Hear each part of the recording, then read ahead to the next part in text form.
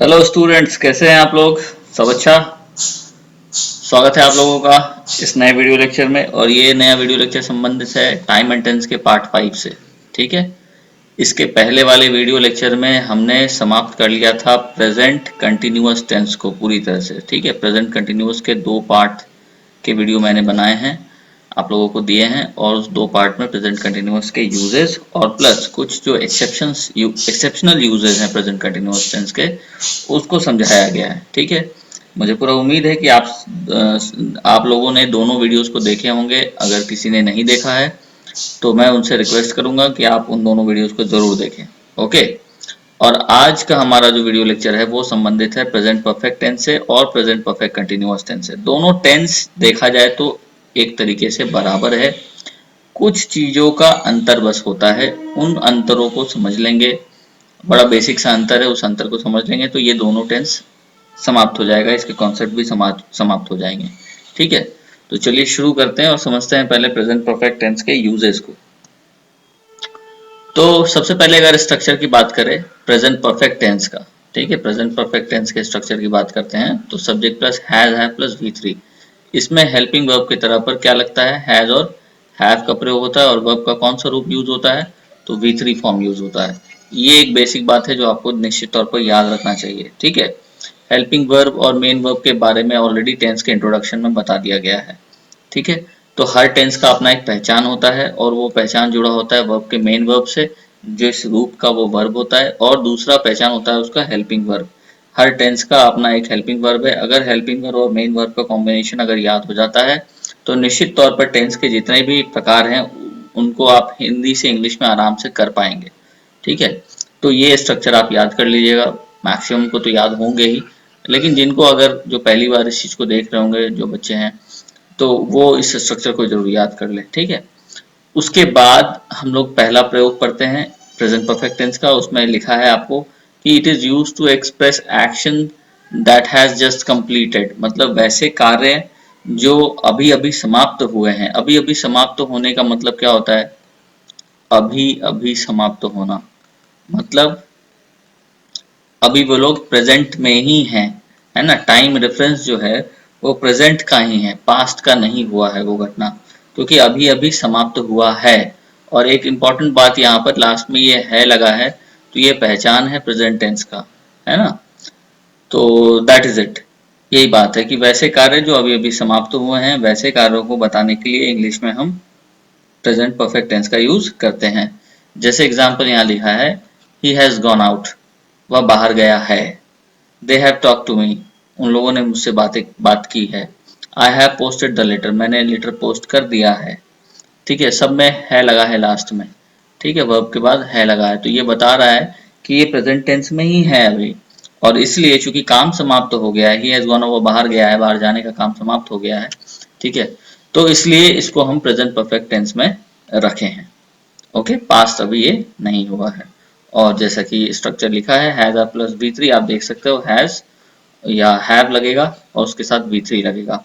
Has किसके साथ लगेगा, तो सेम है जिसके साथ इज लगता था उसके साथ हैज लगेगा। और हैव किसके साथ लगेगा, तो हैव लगेगा बाकी जितने भी प्लूरल सब्जेक्ट्स हैं, ठीक है, उनके साथ हैज लगेगा। एक बार मैं लिख ही देता हूँ यहाँ पर। हैज का प्रयोग हो जाएगा आपको जितने भी थर्ड पर्सन सिंगुलर नंबर है, जैसे ही, शी, इट, कोई भी सिंगुलर नाउन अगर है या सब्जेक्ट अगर है तो इनके साथ हम हैज का प्रयोग करेंगे। हैव का प्रयोग किनके साथ हो जाएगा, आई, यू, वी, दे, और कोई भी प्लूरल नाउन अगर है, ठीक है, या सब्जेक्ट है तो इनके साथ हम हैव का प्रयोग करेंगे। Okay.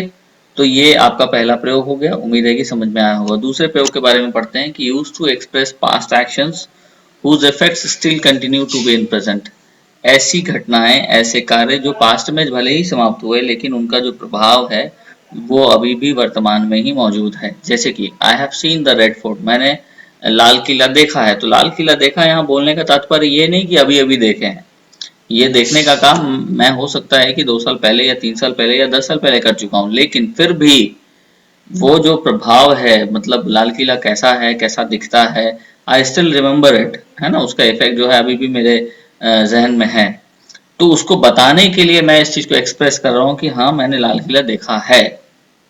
That doesn't mean that I have seen it just now. Okay, तो यही बात है, कोई काम पास्ट में समाप्त हुआ हो लेकिन उसका प्रभाव आज भी बरकरार है, तो उसको एक्सप्रेस करने के लिए हम प्रेजेंट परफेक्ट टेंस का यूज करते हैं। They have pass the board examination.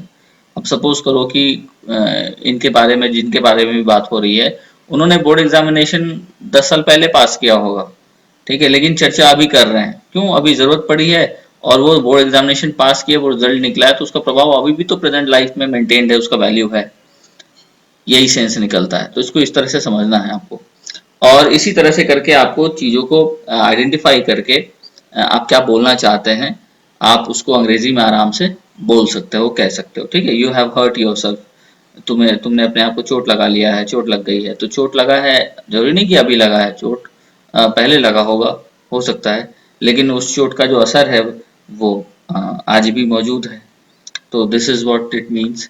तो ये समझ में आ गया होगा कि ऐसे एक्शंस जिनका जो प्रभाव है वो अभी भी प्रेजेंट में कंटिन्यूड है, तो उनको भी एक्सप्रेस करने के लिए हम प्रेजेंट परफेक्ट टेंस का प्रयोग करते हैं। ओके, ये सारे एग्जांपल्स हैं। ओके, अब हम लोग आगे बढ़ते हैं और पढ़ते हैं तीसरा प्रयोग। वो है हमारा कि it is used to express actions though started in the past and continue in the present. मतलब वैसे एक्शंस जो पास्ट में भले ही शुरू हुए लेकिन अभी भी कंटिन्यूड है, ठीक है। तो इस रूल के हिसाब से अगर जाते हैं तो इस रूल का प्रयोग हम प्रेजेंट परफेक्ट कंटिन्यूअस टेंस में भी करते हैं, ठीक है। तो इसको याद रखिएगा। तो यहाँ से प्रेजेंट परफेक्ट कंटिन्यूअस टेंस का भी प्रयोग खत्म हो जाएगा, क्योंकि प्रेजेंट परफेक्ट कंटिन्यूअस में कुछ ज्यादा नहीं पढ़ना है। मैक्सिमम केस में तो दोनों बराबर ही होता है, लेकिन एक जो थोड़ा सा अंतर आता है उसमें आईएनजी लगता है, वो एक कंटिन्यूड एक्शन को बताता है या प्रोग्रेसिव एक्शन को बताता है, जबकि ऐसा केस प्रेजेंट परफेक्ट के साथ नहीं होता है, ये फिनिश्ड एक्शन को बताता है। बस यही दो फर्क है, यही एक फर्क है प्रेजेंट परफेक्ट टेंस में और प्रेजेंट परफेक्ट कंटिन्यूअस टेंस में। तो यहाँ पर रूल क्या था, मतलब कि यूजेस क्या है, तो वैसे एक्शन जो पास्ट में शुरू हुए लेकिन अभी भी कंटिन्यूड हैं प्रेजेंट टाइम में। तो वैसे को, जैसे कि I have lived here for 3 years, इस चीज को, इसी बात को आप इस तरह से लिख सकते थे, I have been living here for 3 years। तो ये अगर लिख दिया तो ये हो गया प्रेजेंट परफेक्ट कंटिन्यूअस और ये हो गया प्रेजेंट परफेक्ट टेंस। ओके, यहाँ पे V3 लग रहा है, हैव के साथ V3 लग रहा है, तो प्रेजेंट परफेक्ट बन रहा है। यही हैव के साथ बीन लग रहा है प्लस V4 लग रहा है, तो ये प्रेजेंट परफेक्ट कंटिन्यूअस बन रहा है। This is what you have to remember, ठीक है, and this is only the difference. बस इसको समझना है कि एक कंटिन्यूड एक्शन है, उसको प्रोग्रेसिव फॉर्म में लिख रहे हैं तो प्रेजेंट परफेक्ट कंटिन्यूअस लिखेंगे, उसको फिनिश्ड एक्शन के फॉर्म में लिख रहे हैं तो हम उसको प्रेजेंट परफेक्ट टेंस में लिखेंगे, that's it. Okay, Sheela has worked hard in this office since 1990, या फिर Sheila has been working in this office since 1990. Okay, they have lived together for a year, they have been living together for a year। ये दोनों प्रयोग आप कर सकते हो और इस तरह से आपको प्रेजेंट परफेक्ट कंटिन्यूअस भी एक तरह से यहाँ पर समाप्त होता है। ओके, उम्मीद है ये प्रयोग समझ में आया होगा आप लोगों को। आगे बढ़ते हैं हम लोग। To express habitual action of a specified time, है ना, किसी विशेष परिस्थिति, विशेष समय के किसी आदत को बताने के लिए, है ना। और दूसरी बात ये कि specified time period that has continued till present, और वो अभी भी स्टार्ट है, अभी भी कंटिन्यूड है, तो उन चीजों को बताने के लिए हम प्रेजेंट परफेक्ट टेंस का प्रयोग करते हैं। जैसे he has attended lectures regularly, ठीक है, उसने लेक्चर जो है वो रेगुलरली अटेंड किया है इन द सेंस कि that has been in his habit, है ना। वो उसका एक तरह से देखा जाए तो उस लेक्चर्स को लेकर के वो एक हैबिचुअल एक्शन उसका रहा था और अभी भी वो चीज कंटिन्यूड भी है। ओके, तो वैसे चीजों को बताने के लिए हम प्रेजेंट परफेक्ट टेंस का यूज करते हैं निश्चित तौर पर। I have always been at your service, मैं हमेशा आपके सेवा में उपस्थित रहा हूँ, ठीक है। तो हमेशा रहा हूँ इसका मतलब क्या हुआ, ये मेरी एक रेगुलर एक्टिविटी रही है, पास्ट में रही और अभी भी कंटिन्यूड है, right. This is what it is expressing. तो इसको यहाँ से आपको समझना है इन चीजों को, ठीक है। एक्सप्रेशन को समझने का फोकस होना चाहिए, एक्सप्रेशन को समझोगे तो फिर सिचुएशन समझ में आएगा and you can easily apply your tense over there. Okay, यही बात है टेंस के साथ कि सिचुएशंस कैसा है, एक्सप्रेशन कैसा है, based upon that understanding you can use the tense you want to use, है ना। इसका अंडरस्टैंडिंग होना जरूरी है। चलिए तो आगे बढ़ते हैं हम लोग। इसके बाद है हमारा there are some adverbs of time. हाँ, ये बहुत इंपॉर्टेंट है आपको, आपके लिए, किसी के लिए भी, कोई भी कॉम्पिटिटिव अगर स्टूडेंट है और वो इसको सुन रहा है तो निश्चित तौर पर वो इसको नोट कर ले। ठीक है, वेरी इंपॉर्टेंट कि there are some adverbs of time which are generally used with present perfect tense. ठीक है ना, कुछ एडवर्ब्स ऑफ टाइम ऐसे होते हैं जिनका प्रयोग मुख्यतः खास तौर पर प्रेजेंट परफेक्ट टेंस के साथ होता ही होता है, जैसे कि already, just, for, since, yet, so far, up to now, up to the present, lately, recently, during the last few weeks or months, years, etc. ये हो सकता है। ठीक है, weeks की जगह आप days भी लगा सकते हैं, months भी लगा सकते हैं, years भी लगा सकते हो, कुछ भी लगा सकते हो यहाँ पर। तो यही बात है, तो इसको शब्दों को याद करना पड़ेगा। ऑलरेडी का प्रयोग हो रहा है, जस्ट का प्रयोग हो रहा है, for, since, yet, so far, up to now, up to the present, lately, recently, and during the last few weeks, few months, few years, few days. ठीक है, ये हो सकता है आपको। तो यहाँ पर प्रेजेंट परफेक्ट टेंस का प्रयोग करेंगे। जैसे एग्जांपल में देख रहे हैं यहाँ पर, the train has already left. ठीक है, ऑलरेडी का प्रयोग किया तो हैज लगा दिया है। They have not come yet. ठीक है, येट का प्रयोग किया है तो हैव लगा हुआ है। She has not been well lately. ठीक है, लेटली लगा है तो फिर से हैज लग रहा है। और ठीक है, उसके बाद I have been away from home during the last few weeks. यहाँ पे भी लास्ट फ्यू वीक्स लगा हुआ है, during the last few weeks तो हैव बीन का प्रयोग किया मैं यहाँ पर। ओके, तो इस बात से समझ लेना है आपको कि अगर इनका प्रयोग होता है तो वहां पर हम किसी न किसी तरह प्रेजेंट परफेक्ट टेंस का यूज करते ही करते हैं निश्चित तौर पर। एक और नोट करके एक बात यहाँ लिखा है मैंने, वो आपको भी नोट करना चाहिए। नोट करके ये है कि अगर रिसेंटली शब्द जो है, रिसेंटली एक शब्द है, एडवर्ब ऑफ टाइम है, it is also use in simple past tense. ठीक है, बस इस बात को ध्यान रखना है कि रिसेंटली शब्द का प्रयोग हम सिंपल पास्ट टेंस में भी करते हैं। ठीक है, जैसे कि एग्जाम्पल अगर बोलते हैं कि एग्जाम्पल क्या हो सकता है, तो were here they were here quite recently. ठीक है, they were here quite recently आप बोल सकते हो। ओके, तो देखो यहाँ पर दे वेर हियर, वेर का प्रयोग किया गया है, मतलब क्या हो गया ये V2, मतलब सॉरी V2 नहीं है यहाँ पर, हेल्पिंग वर्ब लगा है। ठीक है, हेल्पिंग वर्ब लगा है तो वेर का प्रयोग हम कहाँ करते हैं, दे वेर हियर। ठीक है, वे लोग यहाँ थे, क्वाइट रिसेंटली, रिसेंटली, हाल ही में, फिलहाल ही में। ठीक है, तो वे लोग यहाँ थे का प्रयोग कर रहे हैं, तो ये किसको डिनोट कर रहा है, ये डिनोट कर रहा है आपको सिंपल पास्ट टेंस को। ओके ना, तो बस यही बात है। तो यहाँ से आपको ये चीज निश्चित तौर पर नोट करना चाहिए कि ये जो रिसेंटली है इसका प्रयोग हम प्रेजेंट परफेक्ट टेंस में भी करते हैं और साथ में हम सिंपल पास्ट टेंस में भी करते हैं, इसको नोट कर लीजिएगा। तो कभी कभी फिल इन द ब्लैंक्स आ जाता है सही वर्ब फॉर्म्स भरने के लिए और रिसेंटली शब्द का यूज किया जाता है, तो वहां पर आपको बड़ा स्मार्टली उसको ऑप्शंस को सिलेक्ट करना होगा। ओके, तो ये अगर वर्ड्स याद रहेंगे तो आप काफी अच्छे तरीके से वहां पर सही वर्ब फॉर्म चुन सकोगे टेंस को पहचानते हुए। तो एक तरह से देख लो कि ये पहचान भी बता रहा है। अब बढ़ते हैं आगे। जब एवर शब्द का प्रयोग हो, है ना, और एवर का जो मीनिंग होता है वो जनरली होता है कि any time up to now, मतलब अभी तक, इस सेंस में समझो, या नेवर, अभी तक नहीं। ठीक है, अभी तक नहीं मतलब कभी नहीं के अर्थ में।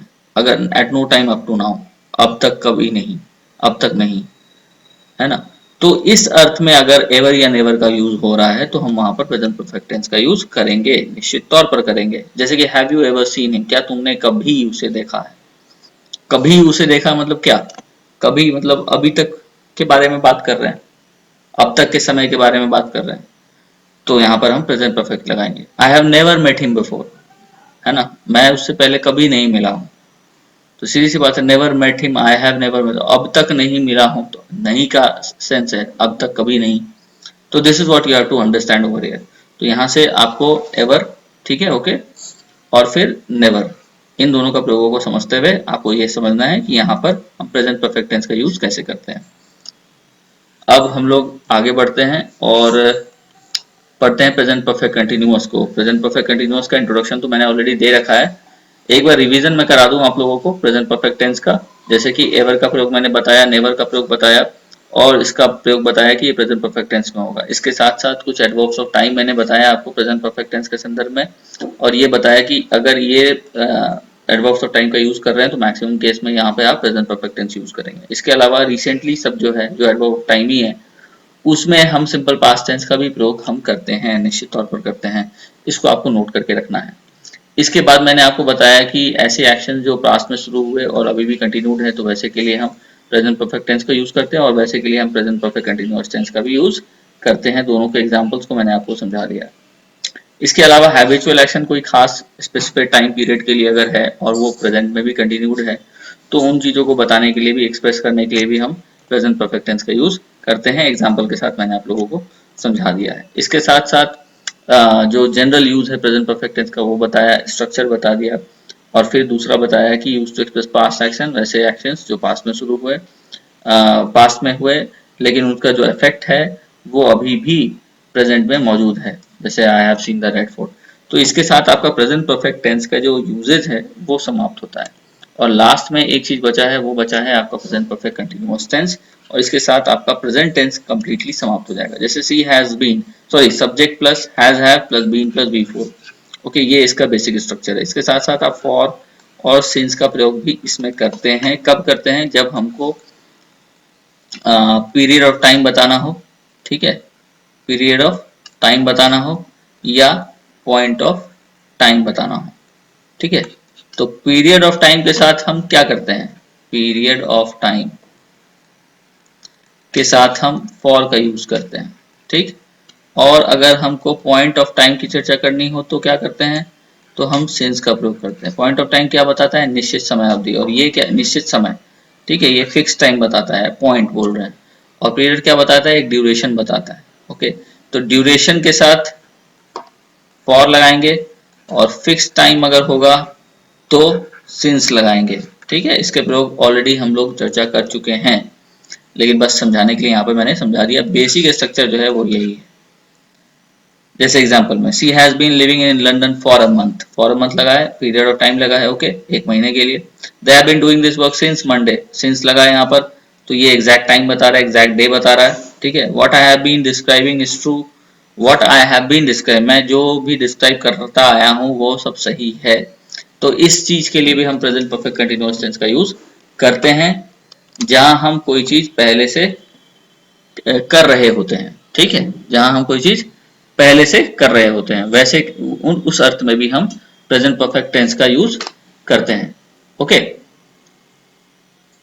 तो इसके साथ आपका प्रेजेंट परफेक्ट टेंस और प्रेजेंट परफेक्ट कंटिन्यूअस टेंस, ये दोनों टेंस समाप्त होता है, और इसी के साथ प्रेजेंट टेंस की समाप्ति होती है। अगले वीडियो लेक्चर में हम लोग पढ़ेंगे पास्ट टेंस के बारे में, ठीक है, सारे चीजों को, जिस तरह से हमने प्रेजेंट टेंस के यूजेस को समझा है, प्रेजेंट टेंस के अलग अलग टेंस के प्रयोगों को समझा है, उसी प्रकार हम पास्ट टेंस के अलग अलग टेंसेस के रूप को, के प्रयोगों के बारे में समझेंगे।